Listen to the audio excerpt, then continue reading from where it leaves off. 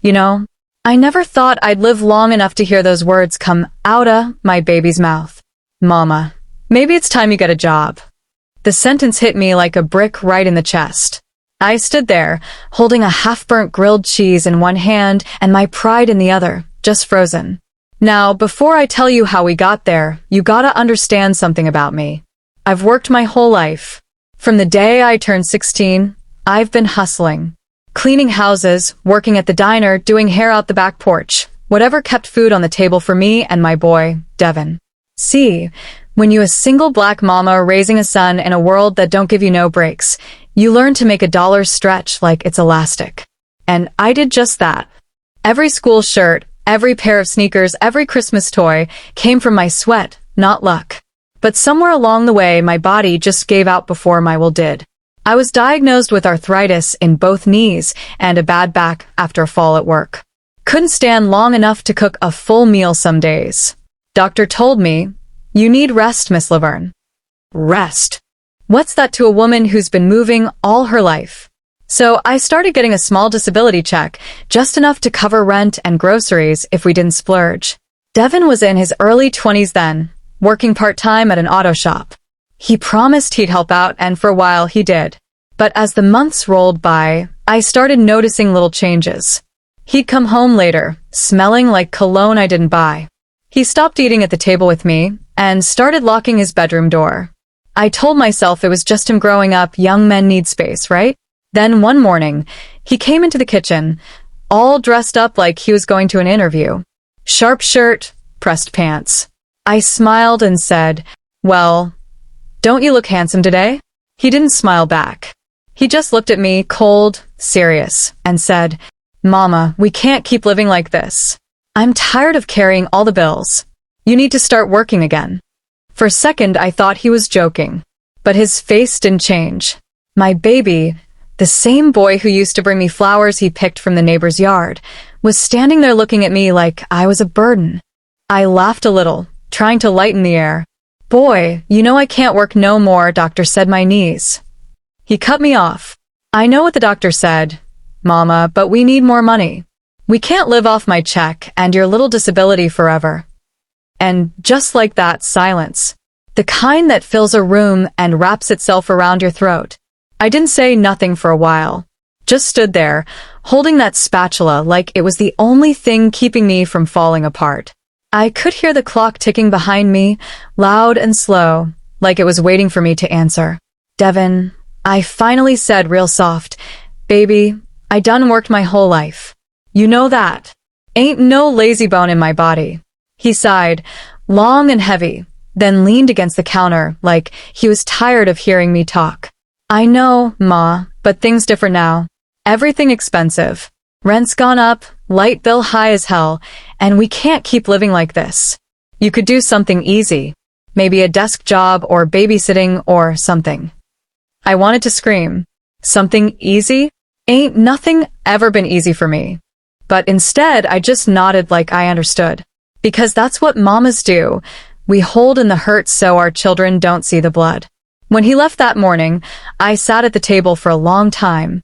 The grilled cheese had gone cold, the smell of burnt bread still hanging in the air. And all I could think was, when did I stop being enough for him? I raised that boy on my own, gave him everything I had.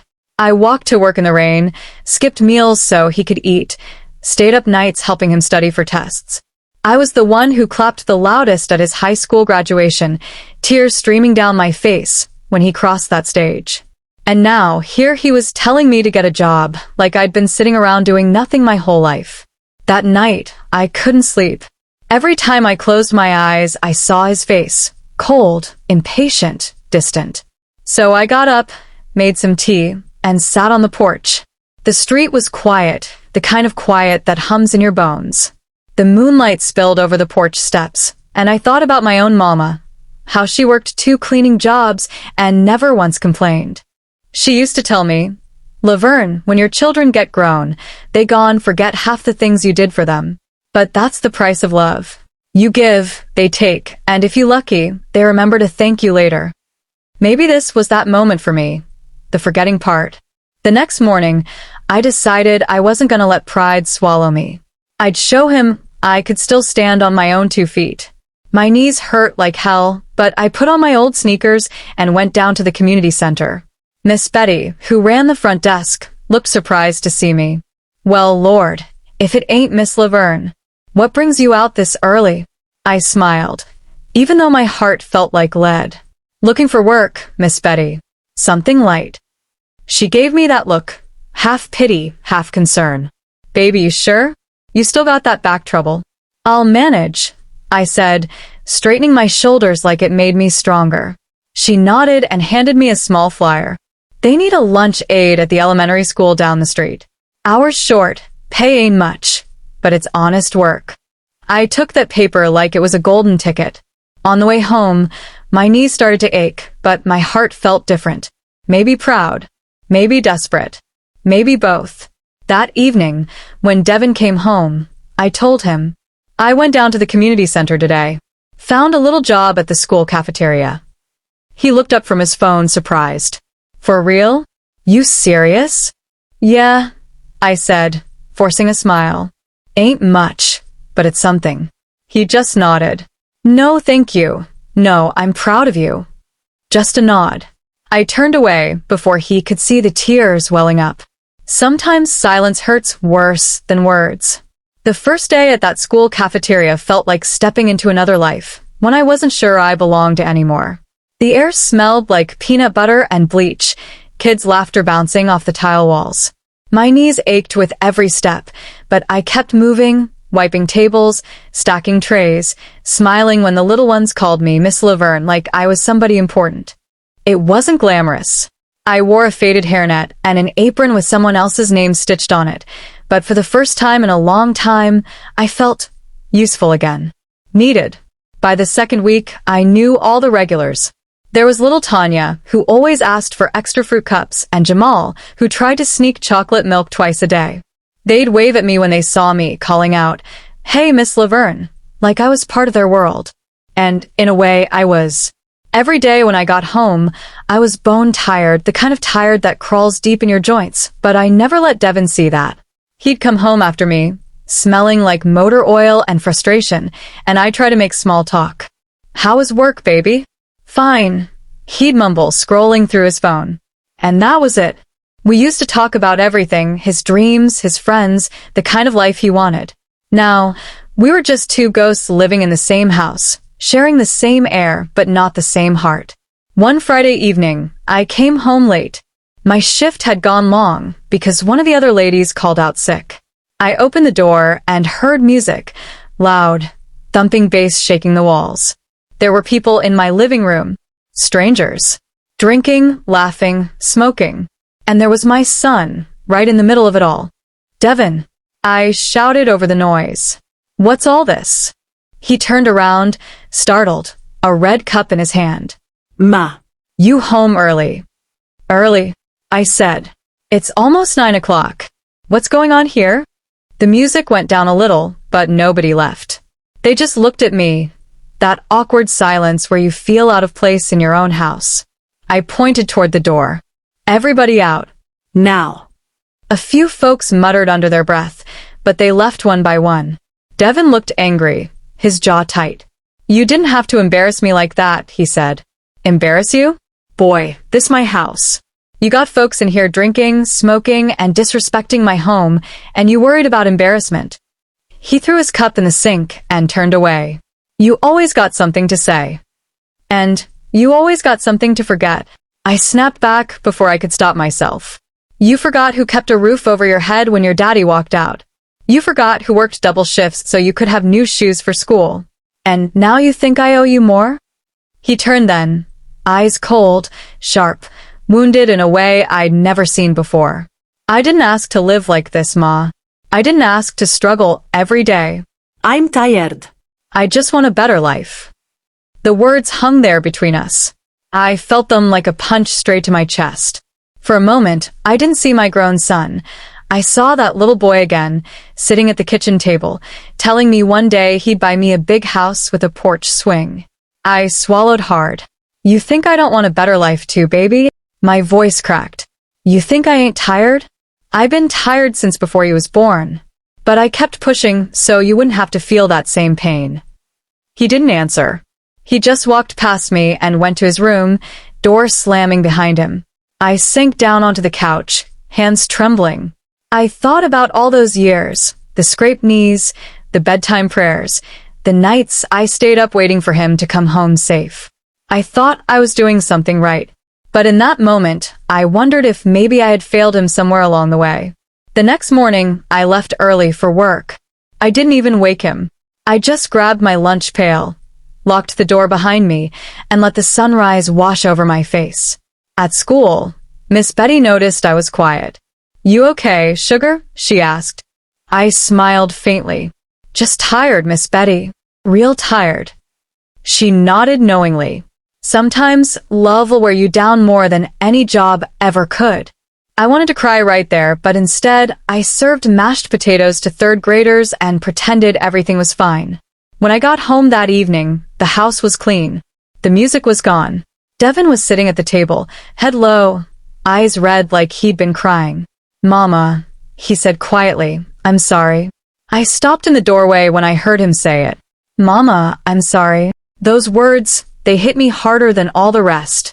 I'd been waiting for them, praying for them. But hearing them come out his mouth, my baby boy, who'd grown taller, prouder, colder, it near about broke me in half. I set my purse down slow, watching him.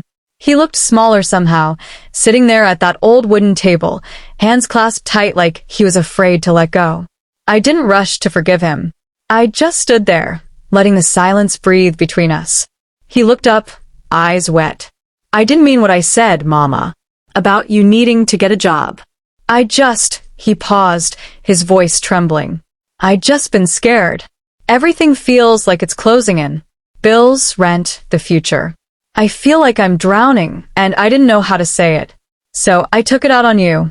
I pulled out the chair and sat down across from him, the old wood creaking beneath me. For a long time, I didn't say a thing. I just looked at him. That same face I used to kiss goodnight, the same eyes that once looked at me like I was the whole world. "Baby," I said finally, "you ain't wrong for wanting more. You ain't wrong for being scared either. But you don't ever talk to your mama, like she less than the woman who raised you." He nodded, wiping his face. "I know. I was wrong." I reached across the table and took his hand. His skin was rough, calloused from work, same way mine used to be. "You think I don't get scared too?"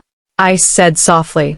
"Every month when that rent due, every time the phone ring, and it's another bill collector. I feel that same fear you do. But I keep going because I got you. That's what mothers do. We don't stop loving our babies, even when they forget how to love us back for a while." He looked at me then, really looked at me, and I could see it, that guilt sitting heavy on his chest. "You shouldn't have to work, Ma," he said. "You did enough." I didn't realize how much until I saw you come home every day, tired but still smiling. A single tear slid down my cheek before I could stop it. That's what love looked like, baby. It ain't fancy, it ain't easy, and it sure ain't perfect. But it's real. We sat there a long while, not saying much. Sometimes silence can heal things words can't. Finally, he stood up and went to the counter. "I made dinner," he said shyly. "It ain't much, just some baked chicken and rice." I smiled, feeling my heart warm up from the inside. "Boy, you cooked." He laughed a little, wiping his nose. "Tried to. Hope it don't kill us." We ate together that night for the first time in months. No TV, no phones, just the sound of our forks and quiet laughter between bites. It felt like home again, not perfect, not rich, not easy, but whole. When I went to bed later, I sat on the edge and thought about everything that had happened. My knees throbbed from another long day, but for once, the pain didn't bother me. It reminded me I was still here, still fighting, still needed. Sometimes, when your child grows up, they forget who you were before you were mama. They forget the dreams you had, the sacrifices you made, the strength it took just to keep standing. But every now and then, if you stay patient long enough, they remember. The next morning, I woke up to the smell of coffee brewing. Devin had left a note on the counter. It said, "Ma, I picked up some extra shifts at the shop. We'll get through this together. Love you. I smiled so hard I had to sit down. Life didn't magically get easy after that.